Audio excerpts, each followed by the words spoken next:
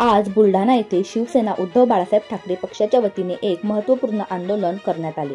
पक्षप्रमुख आदरणीय उद्धवजी बाळासाहेब ठाकरे यांच्या आदेशानुसार महाराष्ट्र शासन हिंदी सक्ती संदर्भातील शासन निर्णयाचा तीव्र निषेध करण्यात आला।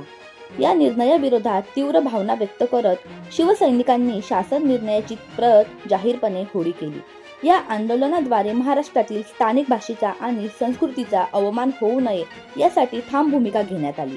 मराठी भाषेला बाजूला ठेवून हिंदी सक्ती लादणे हे राज्यातील लोकशाही आणि भाषिक स्वातंत्र्याच्या विरोधात असल्याचे मत कार्यकर्त्यांनी व्यक्त केले। या निषेध मोर्चानंतर जिल्हाधिकारी कार्यालयात जाऊन निवेदन सादर करण्यात आले। या निवेदनात सरकारने आपला निर्णय मागे घ्यावा आणि स्थानिक भाषेला प्राधान्य द्यावे अशी मागणी करण्यात आली। आंदोलनात अनेक शिवसैनिक, पदाधिकारी व स्थानिक नागरिक मोठ्या संख्येने सहभागी झाले होते। माननीय पक्षप्रमुख उद्धव बाळासाहेब ठाकरे यांच्या आदेशानुसार आज या ठिकाणी बुलढाणा शहरामध्ये मोठ्या प्रमाणात या हिंदी सक्तीच्या जीआरची होळी करण्यात आली आहे।